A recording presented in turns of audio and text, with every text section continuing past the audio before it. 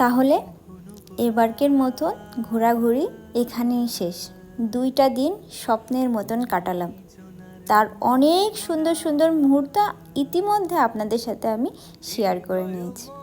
যেখানে অনেকেই ভালো কমেন্ট করলেও অনেকেই কিন্তু খারাপ কমেন্টও করেছে। তা থেকে আবারও বুঝতে পারলাম অন্যের ভালো থাকা দেখে কিছু মানুষ এখনও নিজের ভিতরে আক্ষেপ, দুঃখ এবং ক্ষোভ পুষে রাখে। সেটাই উগরিয়ে দিয়েছেন কমেন্টে। যাই হোক, সেটা দিয়ে মন খারাপ করলে তো আর চলবে না। জীবন নিজ গতিতে চলবে।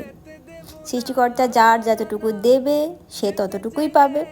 সৃষ্টিকর্তার কাছ থেকে যে যতটুকুই চাবে ততটুকুই পাবে। শেষবারের মতন ব্যালকনিতে দাঁড়িয়ে আরও একবার সমুদ্র দেখে নিলাম।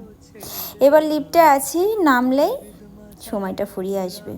গাড়িতে অনেকক্ষণ সময় জার্নি করে যেতে হবে বাড়ি। আপনাদের অনেকের না অনেক অভিযোগ আছে আমার প্রতি। আমি কি করব বলেন, আমি মানুষটাই এমন। অন্যের কথা শুনে বড় হওয়া এই মানুষটা এখন বুঝে গিয়েছে অন্যের কথা শুনে নিজের শখ আহ্লাদ বিসর্জন দেওয়াটাই হচ্ছে বোকামো। কেউ যদি স্বেচ্ছাচারিতা করে তোমার উপর কোনো কিছু চাপিয়ে দেয়, তাকে বলেও না, তোমার কথা আমি মানতে পারবো না, কারণ তুমি অন্য জগতের মানুষ আর আমি অন্য। আমি নিজেকে ভালোবাসি, তুমি অন্যকে হিংসা করে ভালো থাকতে চাও, আর আমি নিজেকে ভালো রাখতে চাই। এটাই তোমার আর আমার ভিতরে পার্থক্য।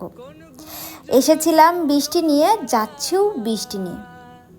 এবারে শ্রাবণটা ছিল দুর্দান্ত, জীবনের বিশেষ একটা শ্রাবণ, যেটা মৃত্যুর আগের দিন পর্যন্ত মনে রাখবো। গাড়ির ভিতরে যেতে যেতে বরের কাছ থেকে কথা নিচ্ছিলাম, আবার বলো খুব তাড়াতাড়ি ঘুরতে নিয়ে যাবা। সেও আমাকে কথা দিয়েছে, হ্যাঁ এখন থেকে তোমাকে আমি ঘুরে ঘুরেই নিয়ে বেড়াবো।